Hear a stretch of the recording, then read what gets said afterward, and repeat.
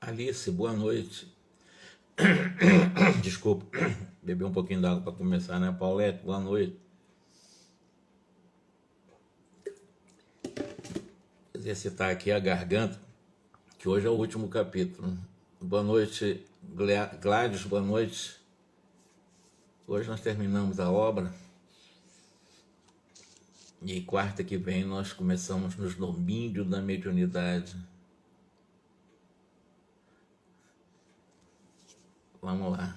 Aqui caiu uma chuva muito grande. Tomara que não dê problema aqui conosco. Muita paz para vocês todas aí. Tá bom?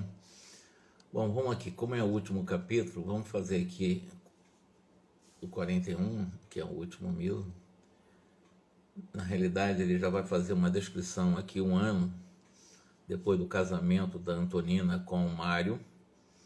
Depois de 1 ano, eles acompanhando os personagens, né? Eles foram, segundo ele vai contando aqui, para a casa, numa residência do próprio Amaro. E ali naquele momento, Júlio, Leonardo, haviam renascido em paz. É uma outra informação importante. Tanto o Júlio, aquele da glote, aquele do afogamento, e o Leonardo é o avô da Antonina, que reencarnou, já está reencarnado. Nós estamos agora num cenário 1 ano depois dessas programações todas. Então o Júlio já está reencarnado, o Leonardo, que é o avô da Antonina, já está reencarnado, inclusive pela própria Antonina. Ela, que é a neta, se torna agora a mãe daquele que foi seu avô. Os princípios da reencarnação são extraordinários. Esses rótulos que nós trazemos familiares, né? E haviam renascido em paz, quase... Erlen, boa noite. Quase ao mesmo tempo trazendo ao mundo elevados programas. Recém-chegados à Terra, sorriam ingenuamente para nós, com chegada ao colo materno. Então, tanto o Leonardo, agora no colo daquela que foi sua neta, agora é sua mãe. E o Júlio, né, que teve a sua madrasta, agora é sua mãe também, né? E sorrindo agora, mais ou menos com 1 ano de idade. Amaro e Zulmira, Mário e Antonina, cônscio das obrigações que haviam assumido, prosseguiam juntos entrelaçados na mesma compreensão fraternal. Amaro e Zulmira, agora os pais de Júlio. Mário e Antonina, os pais do Leonardo.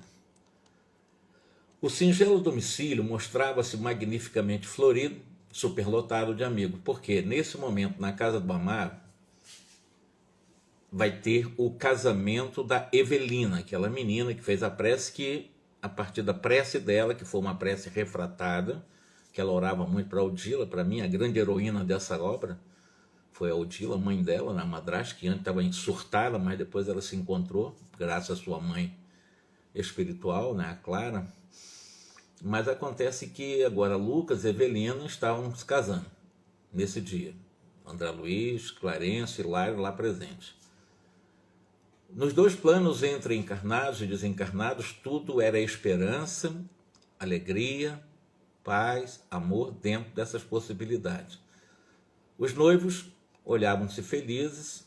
Odila, na função de sacerdotisa do lar, ia e vinha, pondo e dispondo na direção do casamento. Odila era, vocês sabem, a mãe de Evelina, que nesse momento está casando aqui com Lucas, que é irmão, inclusive, da Antonina. Então, tu vê que os personagens eles se juntam, né? Reúnem-se pela providência divina. Não existe o acaso nos estatutos de Deus. Entardecia, quando o juiz, com a alegria de todos, lido o contrato de matrimônio, pronunciou o clássico declaro-vos casados em nome da lei. Então, nesse momento, o André Luiz descreve o casamento confirmado legalmente entre Lucas e a Evelina. Beijaram-se os noivos com um perfeito afeto. Vimos espantados que Odila, na oração silenciosa, se transfigurava, coroando-se de luz, desvelou os olhos e contemplou a filha embevecidamente. Viu a Evelina, tinha mais ou menos 16 anos nesse momento, 17 anos, talvez um pouco mais, porque o tempo foi passando aqui, e ela muito feliz vendo a filha dela casando. Obedecendo, porém, a um secreto impulso, ao invés de caminhar na direção de Evelina, ao invés de ela ir abraçar a Evelina no casamento da sua filha, ela foi em direção a Zulmira, que antes era sua grande inimiga, né, que teria supostamente roubado o coração do amado dela. E enlaçou ela chorando. Havia naquele gesto tanto carinho natural e tanto reconhecimento espontâneo que intensa emotividade nos tomou de assalto. Então todos ficaram emotivos. Transfundiam-se ali dois corações maternos na mesma vibração de paz, aurida na vitória interior pelo dever bem cumprido. E é verdade, nesse momento a Zulmira é a madrasta, também agora com Júlio, que era o filho de Odila, e ela agora percebe na Zulmira uma grande companheira e que realmente vai fazer tudo que dentro da lei de amor, justiça e caridade pode ser feito. Então ela investiu muito na Zulmira também. Envolta na faixa de ternura em que se via mergulhada, Zulmira começou a chorar também, possuída de um contentamento muito grande. Ali, Amaro rogou a Antonina proferisse o agradecimento a Jesus. Então Amaro, já confiando muito na Antonina, pediu para que ela fizesse uma prece naquele casamento da Evelina, que por sinal era o irmão dela, né, que estava casando com a filha do Amaro, né? Antonina, fechando os olhos, parecia procurar-nos em espírito qual antena vibrátil, atraindo a onda sonora. Clarência beirou-se dela e, tocando-lhe a fronte com a destra, entrou em meditação. Suavemente, impulsionado pela energia do ministro Clarencio, Antonina orou com uma sentida inflexão de voz. Então ela fez uma prece belíssima, que eu não vou narrar aqui, só tem 1 hora por causa do Instagram. E após a bela prece desse que foi feito, ela calou-se, uma doce exaltação emotiva parava em todos os rostos. Odila reunia Amaro, Zulmira nos braços, quais se lhes fossem filhos do coração. No início da nossa narrativa do livro, nós vimos que Odila tinha um ódio muito grande de Zulmira. Agora, ela conseguia abraçar os dois, tanto o Amaro, que é o amor do coração dela mesmo, e a Zulmira, que agora é a segunda esposa dele, mas como se fossem filhos do coração. Ela entendeu a lei de amor, o verdadeiro sentido do amor, graças a Clara, sua mãe espiritual, que a levou para esse tipo de movimento interno. Ela conquistou isso, não é qualquer um. Ela conquistou isso. Para mim, é a grande heroína de toda a obra, além da Antonina também. Sempre mulheres que se destacam nesse processo de amor verdadeiro, né? Mulher, eu digo, o espírito com uma experiência mais feminina. Fitei Antonina, de quem o ministro se afastara, e lembrei a noite em que lhe visitei o domicílio pela primeira vez, diz André Luiz. Eu nunca me esqueci daquela excursão em que nós fomos designados para acompanhá-la em uma visitação ao filho, que é o Marcos, estava desencarnado, né? Quando ignoraram totalmente a importância da sua participação no drama que iríamos viver. Porque até ali não sabia que Antonina tinha todo esse protagonismo junto com a própria Odila. Dirigi-me a Clarencio e perguntei para ele se ele conhecia a posição da Antonina no tempo em que nós tivemos aquele primeiro contato. Claro que ele sabia.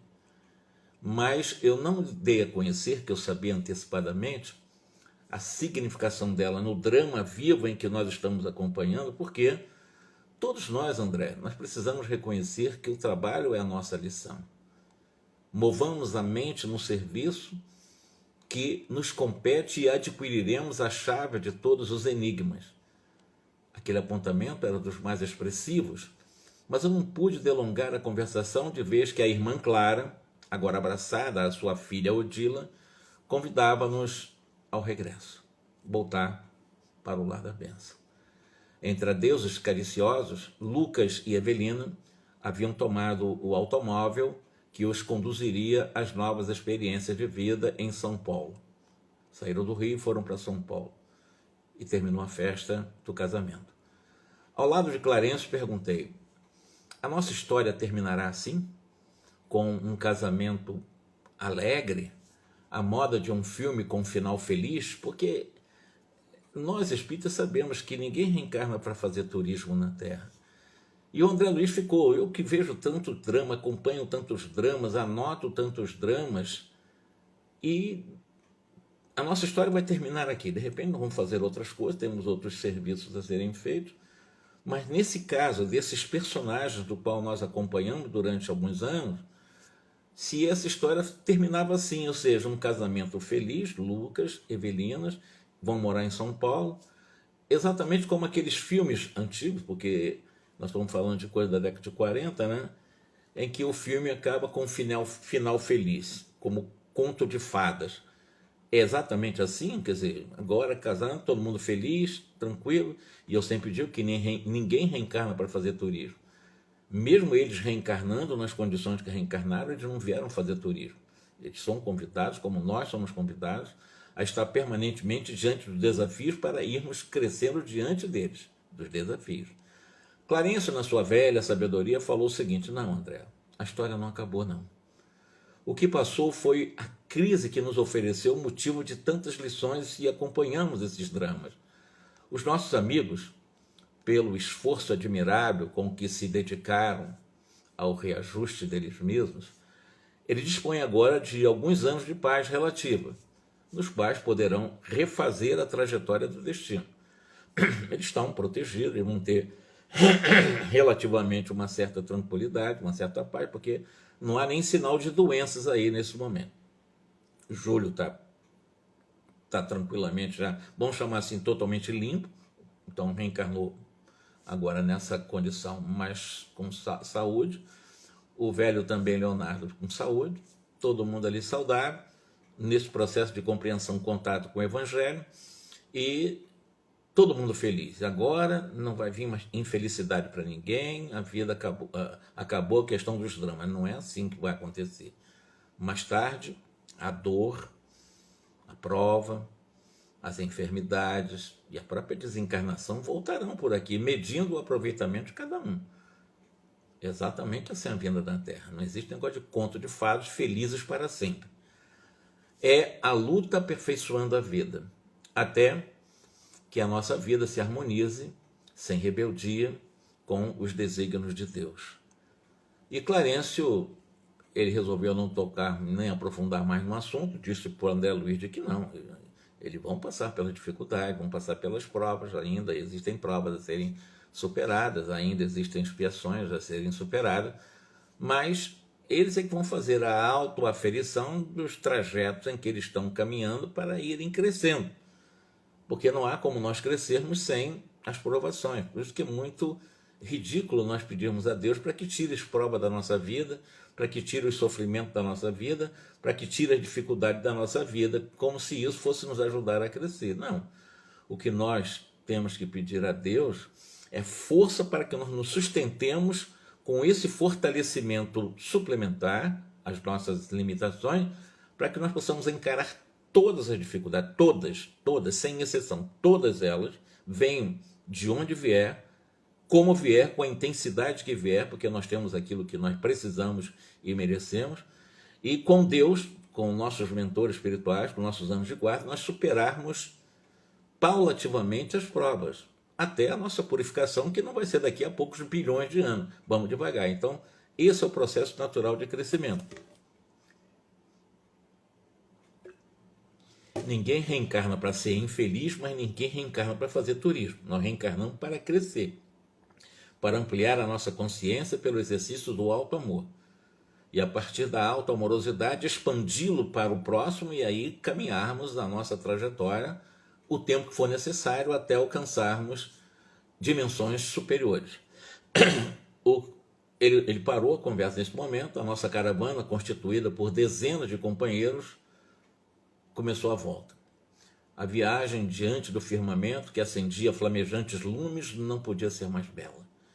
Chegados, porém, ao lar da bênção, lá onde estava antes o Júlio internado, onde mora a Blandina, onde nós encontramos Clara, a Luciana e outros seres que trabalharam nessa nossa história, chegaram lá, né, eles observaram uma coisa nesse momento. O quê? Que a Odila estava chorando.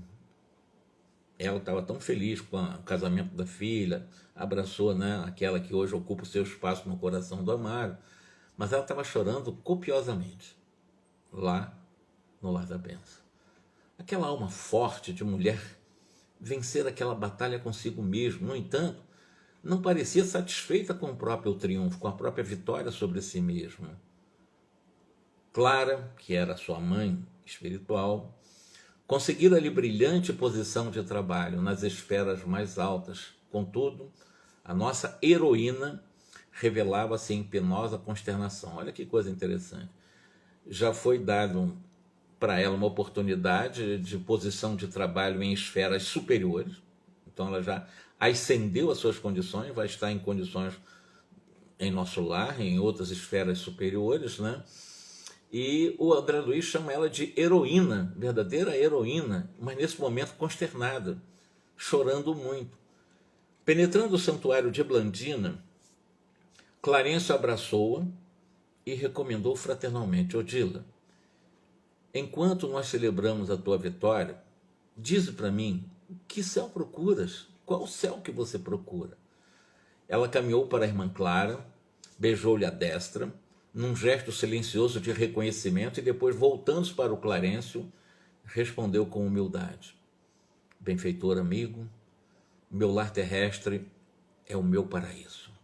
E o Clarencio lembrou para ela: você não pode esquecer que o lar do mundo não te pertence mais. Sim, eu sei, concordo, e de uma forma bem respeitosa, e além disso, eu desejo servir a esse lar sem que ele seja meu. Amo meu esposo por inesquecível companheiro da vida eterna. É o verdadeiro amor, não é a paixão anterior que levava aos seus surtos de perseguição e ódio. Agora não, é o verdadeiro amor. E ela está dizendo: eu amo meu esposo por inesquecível companheiro da vida eterna, abençoando a admirável mulher a quem ele agora pertence e que passei a querer por filha de minha ternura. Ela é muito grande realmente.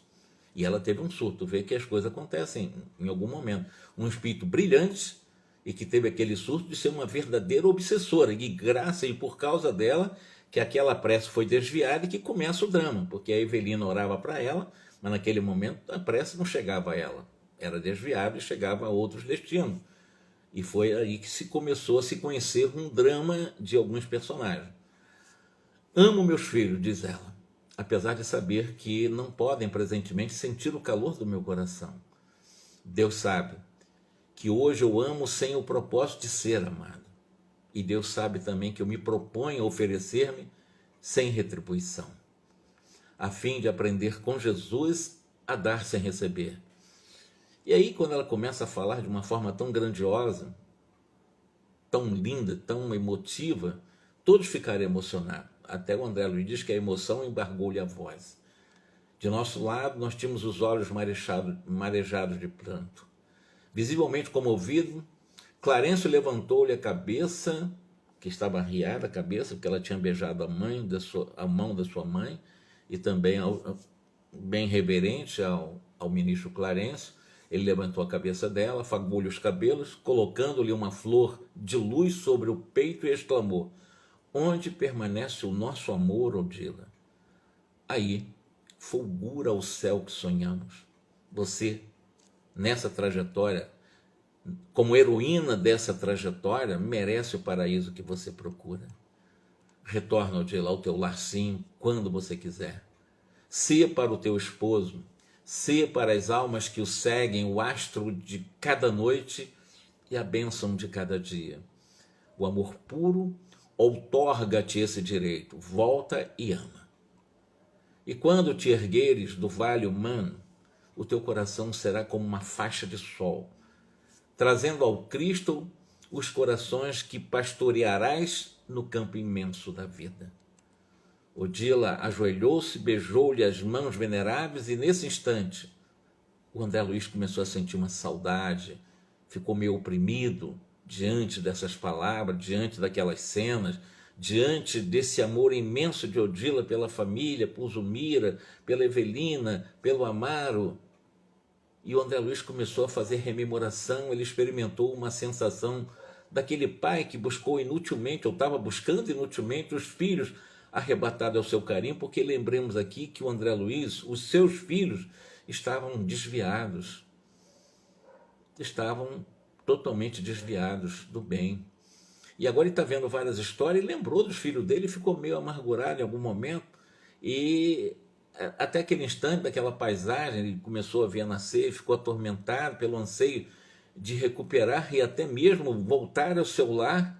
Começou a chorar, que ele chama de lágrimas quentes, derramavam-se do meu coração pela concha dos meus olhos.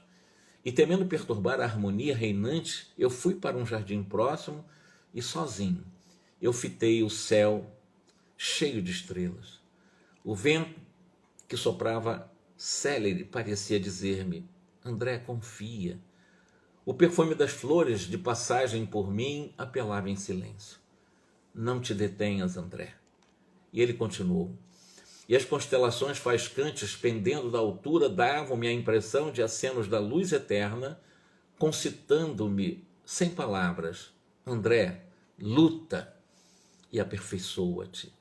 A plenitude do teu amor brilhará também um dia, como nesse momento ela viu brilhar a plenitude do amor de Odila. Então, numa prece de agradecimento, percebeu que ele, agora pacificado, sorria um pouco mais para a vida, de novo ao toque de inefável e sublime esperança, porque ele sabia, embora todo o drama que está vivendo a sua família, sua esposa casada pela segunda vez, seus filhos totalmente desincompatibilizados de harmonias, e ele estava lembrando muito disso, essa dificuldade dele amar com o amor que Odila estava amando, com a capacidade de amor que Odila estava amando. E nesse momento em que ele realmente faz uma prece, se sente um pouco pacificado, termina o livro. Nós vimos aqui, eu vou fazer com vocês, antes de encerrar, essa história, e eu fiz algumas anotações na síntese, eu coloco. Vimos a história de pessoas com laços de amor, ódio, em um drama emocionante que levam a um entendimento de reconciliação através, sobretudo, da graça ou da anistia da reencarnação. Júlio, 2 vezes. O Leonardo reencarnou. Os próprios personagens, o antigo Armando, agora Amaro reencarnado. A Lina Flores reencarnado em Zulmira. E vamos ver também a Lola e Barruri também reencarnada em Antonina. E assim vai. Então, a anistia da reencarnação de personagens que viveram lá na Guerra do Paraguai. A narrativa nos mostra o valor das palavras de Jesus quando ele dizia: perdoai os vossos inimigos. Repassemos o cenário na Guerra do Paraguai, em meados do século XIX.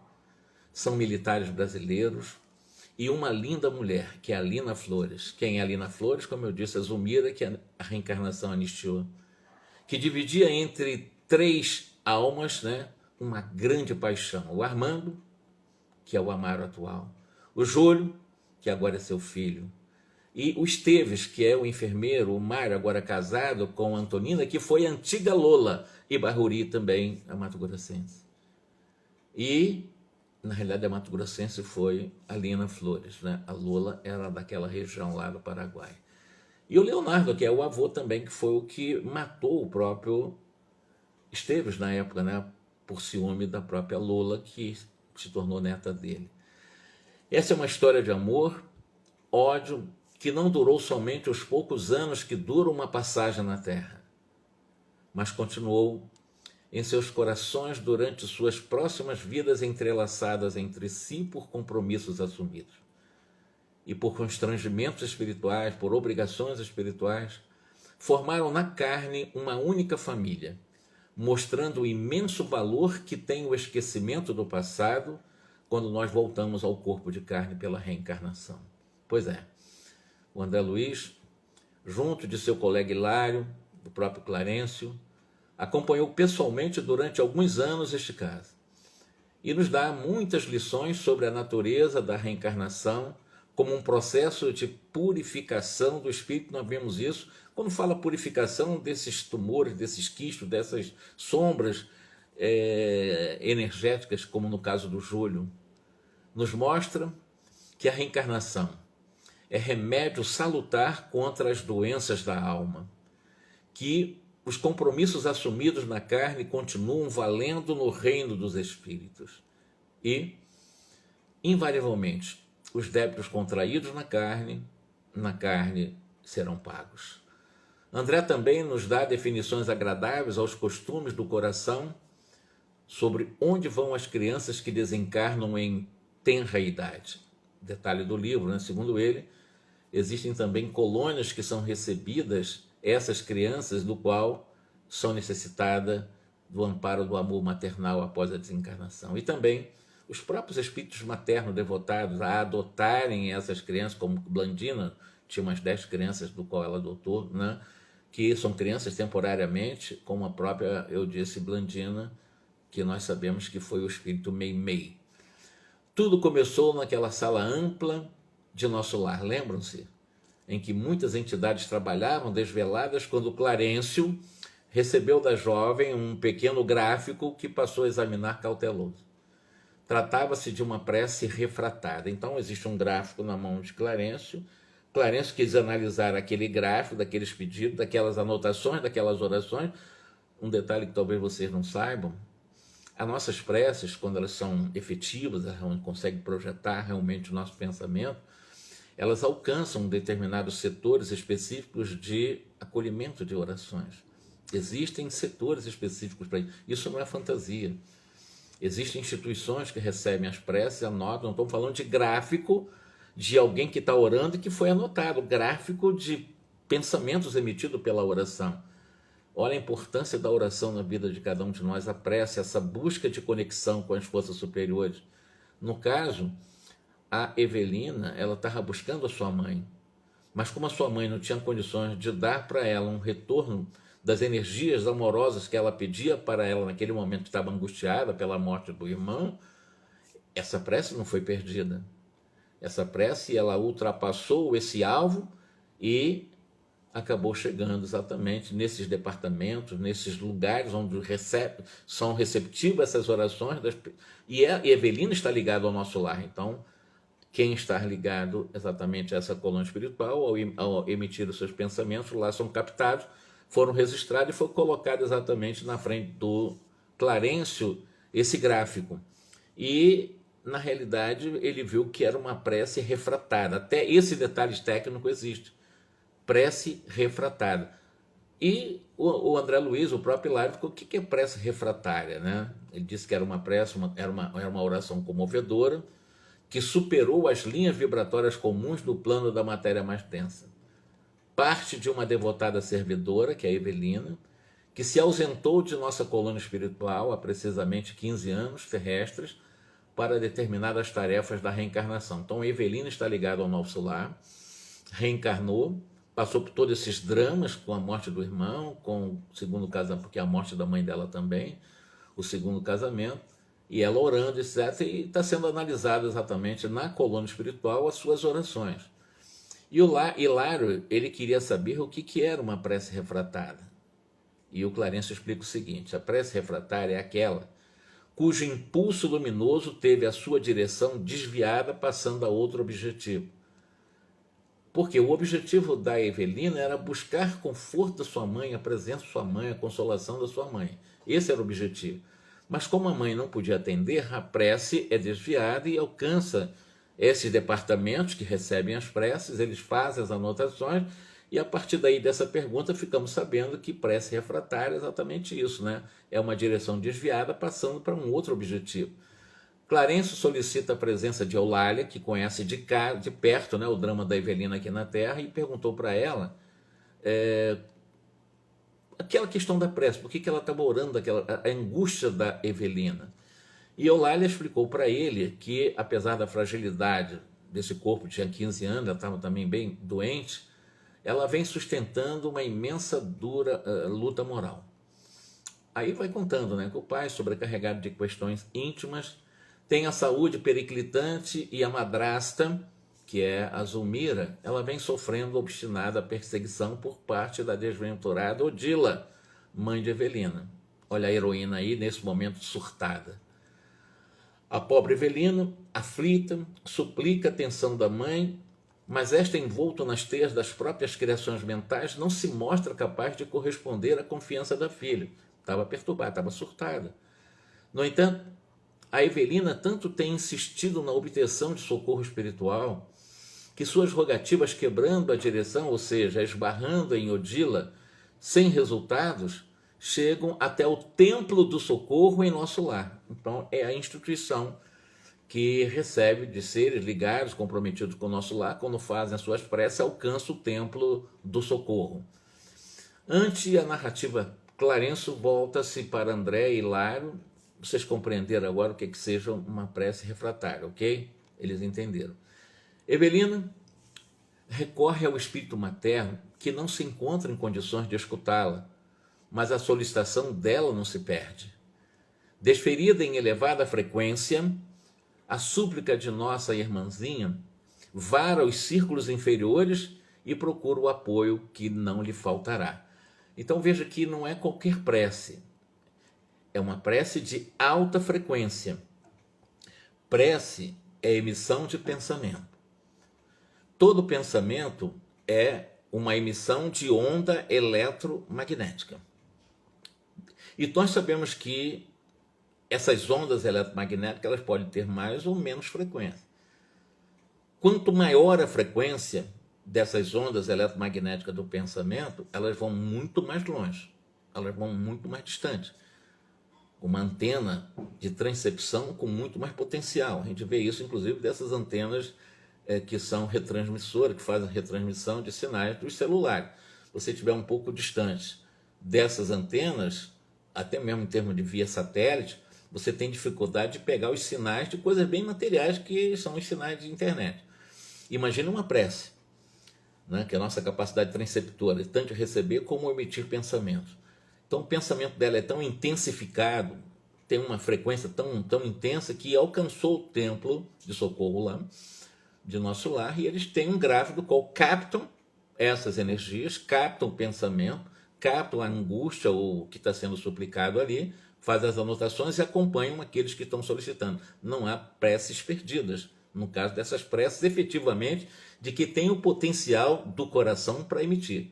Porque não é só fazer prece. Fazer uma prece mecanicamente não vai sair da sala. Fazer uma prece por fazer, se está fazendo uma prece pensando em 1000 coisas, isso não tem frequência nenhuma nesse pensamento. Não tem poder de essas ondas alcançarem uma distância maior. Então, para alcançar distância maior, tu tem que ter a constrição, tu tem que ter o sentimento, tu tem que ter a fé, tu tem que ter os méritos, tem muitas coisas envolvidas para que esse pensamento vá muito longe. É assim que acontecem as verdadeiras preces sentidas. A prece é importante, mas as preces profundas, de frequências muito intensas, são aquelas chamadas preces advindas de um ser que alimenta a fé verdadeira, não a fé superficial, não aquela prece mecânica. Essa prece mecânica ela não vai ter tanto valor, porque ela não vai alcançar muito longe. Dessa forma, André começou a narrativa de uma das mais belas obras da série. Eu coloco aqui: chegando ao lar da jovem Evelina, depararam-se com aquele quadro lá, né? Odila, a primeira esposa de Amaro, já desencarnada vampiriza, a segunda mulher, a Zulmira, movida de loucos ciúmes, não podendo contar com a mãezinha da menina, ao menos por enquanto, Clarencio, André e o Hilário buscam novos modelos, novos modos, novos meios de solucionar esse enigma. Porque, no fundo, ela queria que a família dela fosse ajudada. A prece dela fez com que o Clarencio, o próprio André Luiz como aprendiz, o próprio Hilário também como aprendiz, que Hilário é médico, você sabe, foram aprender com o Clarencio. Mas graças àquela prece da Evelina, nós vamos ver todo um drama. Houve um atendimento da prece dela. Embora ligada à mãe dela, mas agora refratável, ela foi para foi para uma instituição mais ligada ao nosso lar, como o Templo do Socorro. Então, pela prece dela, nós vamos ver todo um drama. Pela prece dela, os espíritos vão socorrer. Pela prece dela, vão acontecer o processo de programação de reencarnação. Pela prece dela, de pedir à mãe dela, e ela ligada ao nosso lar, porque a Zulmira, a Evelina, a jovem, que casou com o Lucas, ela é uma cidadã do nosso lar, ela está ligada ao nosso lar. Então, eles se comprometeram a ajudar em função do pedido dela, para o lar dela. Então, a centralizada ali no equilíbrio, na harmonização possível do lar dela. Primeiro, como filha, depois que ela casou também da mesma forma. Então, a pobre e corajosa Antonina, nós vamos ver também. Nós vamos ver a questão do enfermeiro Mário, apaixonado e infeliz. Nós vamos ver a questão da meiga e torturada Zulmira. Personagem que eu contei com vocês aqui, o Júlio, né, que suicidou, morreu afogado. E também teve a questão da Crupes, né, a difteria. E outros personagens luminosos, quais Blandina, Guarda Benção, que fica lá nessa colônia de albergar as crianças desencarnadas. Clara, que é o anjo que vai redimir Odila, que é essa ex-esposa ciumenta. São alguns dos personagens deste livro que estudamos até aqui como um convite para que nós que temos dificuldade buscarmos caminhos né, de nos esforçar através, como eu disse lá no início, da questão do perdão. Trabalhar o auto-perdão para perdoar o outro.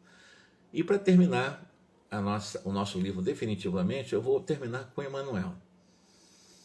Eu vou terminar com Emmanuel, que começa a obra, só para relembrar, porque o que eu vou fazer com vocês agora é o que dá exatamente portas de abertura e entrada do drama. E Emmanuel, ele faz uma análise do livro lá no prefácio. Então, só rememorando como ele diz, desta história, destacam-se os impositivos do respeito que nos cabe consagrada ao nosso corpo físico e do culto incessante de serviço ao bem para retirar-nos da peregrinação terrena as melhores vantagens da vida imperecível, ou seja, sofrendo muito, apanhando muito, errando e acertando o tempo todo, que possamos retirar dessas experiências que ele chama de peregrinação terrena as melhores vantagens para a nossa realidade espiritual. Aqui observamos que não somos defrontados por qualquer situação espetaculosa no livro. Ele está analisando o drama do livro. Não temos heróis aqui encarnando virtudes dificilmente acessíveis, não vemos isso nos personagens. Também não vemos nos personagens anjos inabordáveis, não. Em cada capítulo, encontramos a nós mesmos com os nossos velhos problemas de amor, ódio, simpatia, desafeto, através da cristalização mental em certas fases do caminho, na penumbra de nossos sonhos imprecisos ou na sombra das paixões que, por vezes, nos arrastam a profundos despenhadeiros. Em quase todas as páginas, temos a vida comum das personagens que aspiram à vitória sobre si mesmas, valendo-se dos tesouros do tempo para a aquisição de luz renovadora. Observamos que os quadros fundamentais da narrativa nos são profundamente familiares. Muitos de nós nos encaixamos muito naquilo que está acontecendo.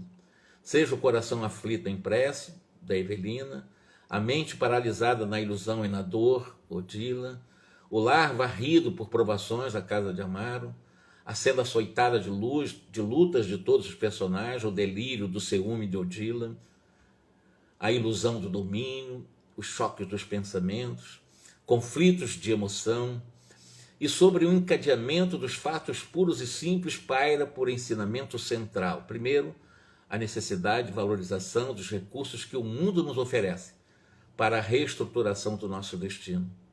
É não jogar no lixo a reencarnação, é aproveitar cada minuto de nossa existência física, que seja com dor, que seja com dificuldade, com muitos obstáculos, ora lá em cima, ora aqui embaixo, nós temos fluxos e refluxos de emoções, de sentimento, ora nós estamos tranquilos, ora nós não estamos tão tranquilos, porque faz parte do nosso crescimento, porque ora nós estamos realmente mais ligados às harmonias, como nós vimos lá, ele falou isso. Foram felizes para sempre. Não existe esse negócio de felizes para sempre. Na Terra não existe espaço para isso. Em muitas ocasiões nós somos induzidos a fixar a amplidão celestial incorporando energia para conquistar a nossa luz. Mas muitas vezes nós somos constrangidos a observar a trilha terrestre a fim de entender o passado a que o nosso presente deve a sua origem. O que ele está dizendo é de que o nosso presente é reflexo puro do nosso passado. Esposo, esposa, filhos, pais, mães, irmãos não estão em nossa atmosfera de experiência por acaso. Existe uma lógica ligando-nos os nossos corações, ou na adversidade, ou na simpatia, Mas, de qualquer maneira, nós somos convidados pela vida, e eu disse que ninguém reencarna para turismo, e os maiores, infinitamente os maiores desafios numa reencarnação é na família. Eu não tenho dúvida nenhuma disso. É na família que estão os grandes desafios. E é exatamente aí que nós, como nós vimos aqui, os personagens se reencontram. Desde a Guerra do Paraguai, não se vai antes disso, nesse livro não se propõe ir antes disso, mas desde a Guerra do Paraguai, no meado do século XIX, já também no meado do século XX, onde acontecem esses fenômenos, certamente deve ter personagem ainda reencarnado. Eu acredito que Evelina esteja encarnada ainda, que o Lucas esteja encarnado ainda, que o Júlio esteja encarnado ainda, que o Leonardo esteja reencarnado ainda, porque é um livro que tem uns 40 e poucos anos, né? E, de qualquer maneira, é aproveitarmos essa oportunidade. A família é realmente a grande fábrica de fazer esse grande produto de nossa espiritualização. Neste livro, nós somos convidados a nos olhar por dentro, no chão das nossas experiências e de nossas possibilidades, para que não nos falhe o equilíbrio, a jornada redentora no rumo a essa auto-iluminação. Aqui, neste drama, surge essa voz inarticulada do plano divino, exortando-nos sem palavras. A lei é viva, a lei é real, a lei de causa e efeito, ela existe. A lei de causa e efeito, ela é justa, ela é perfeita, ela não falha. A lei de causa e efeito, ela existe para que nós nos protejamos de nós mesmos. Essa é a função da lei. Ela é tão maravilhosa e tão misericordiosa pela compaixão de Deus. A lei de causa e efeito nos leva, inclusive dentro da lei de misericórdia, a esquecer o passado. É uma lei tão perfeita, por isso que a lei ela é viva, é justa, é perfeita, ela não falha. Não há como falhar. Esqueçamos o mal para sempre, para que possamos semear o bem cada dia. Auxiliamos os que nos cercam, protegendo a nós mesmos, e o tempo não para.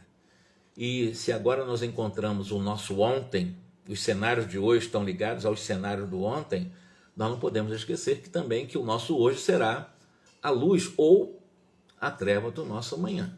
O cenário que eu construo hoje é o cenário que eu estou projetando para o futuro. E esse livro é de 1954. Eu nasci em 1951. Estou caminhando para 72 anos de idade. Evidentemente, nós temos muitas experiências. Nasci no Rio de Janeiro também. E, de alguma forma, o que nós precisamos e aprendemos nesta obra foi a valorização. Principalmente agradecer a Deus nos momentos mais tormentosos, porque é o momento da drenagem das coisas escuras que ainda trazemos em nosso coração. É o momento que nós somos convidados a exercer o amor. Odila nos mostrou um surto de ciúme, né, de uma louca sentimento de apego, de posse, e de repente ela entrou e conseguiu encontrar num processo de um insight dentro dela mesma, a autoiluminação. Puxa vida, eu estou no caminho do desamor, eu estou no caminho que está me destroçando e destroçando a minha família que eu amo, e da pessoa que eu amo também, que é o amado.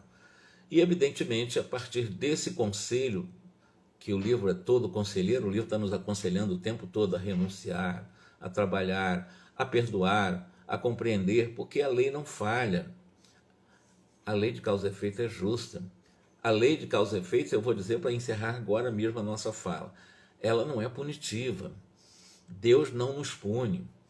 Nos estatutos de Deus não há espaço para punições. Nós, em nossa rebeldia, é que transformamos a dor necessária ao nosso crescimento em sofrimento. E achamos que Deus nos esqueceu, que Deus está nos dando chicotada. Não existe isso. Deus ama. Deus é amor, Deus é onipresente. Deus, na sua onipresença, é o aqui e agora. Deus é o Senhor do futuro. Deus não tem passado por ser incriado, é o eterno. E nas dificuldades que nós tivermos, seja conosco, com a nossa família, ou com as pessoas mais distantes, nós temos um recurso que a Evelina utilizou aqui, que faz toda a diferença na trajetória de vários personagens, foi a oração. Porque o livro se justifica, ele foi compilado a partir dos dramas observados, no atendimento a uma prece muito bem feita, uma prece, várias preces destinadas ou endereçadas à sua mãe Odila. Olha, meus irmãos, o convite é esse, né? trabalhar em nós o alto amor, humildar o nosso orgulho, amansar a nossa rebeldia, porque todos somos aprendizes da vida, filhos de Deus, e somente em Deus encontraremos toda a proteção que precisamos. E nessa proteção caminharmos naquilo que nós pudermos ser boas referências aos que estiverem com dificuldade também, quem sabe auxiliar, apontar o caminho de Deus para elas, para essas criaturas, né?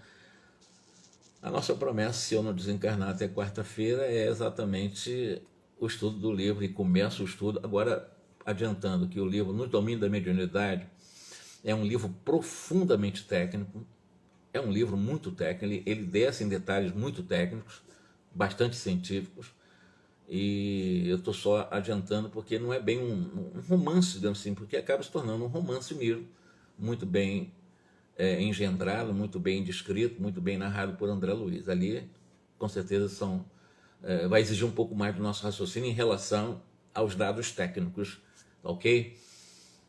Um grande abraço para você, muitíssimo obrigado por ter nos acompanhado em mais essa obra, e vamos partir agora para o desafio de uma obra um pouco mais rebuscada, e que eu tenho certeza que vai acrescentar a vocês e a mim mesmo, que estou estudando e querendo aprender com o André Luiz, tá bom? Um ótimo final de semana para todos, muitíssimo obrigado, e recebam também as minhas vibrações de carinho na oração que eu faço permanentemente por vocês. Você não tem dúvida, eu oro permanentemente por aqueles que nos dão essa força durante a nossa fala, porque a gente se sente mais fortalecido para fazer isso, e eu estou fazendo nada mais do que repassador, eu sou aqui um papagaio, eu estou apenas lendo e fazendo breves comentários, eu sou apenas um papagaio de André Luiz aqui. Um grande abraço para vocês, tá? Muito obrigado, tá?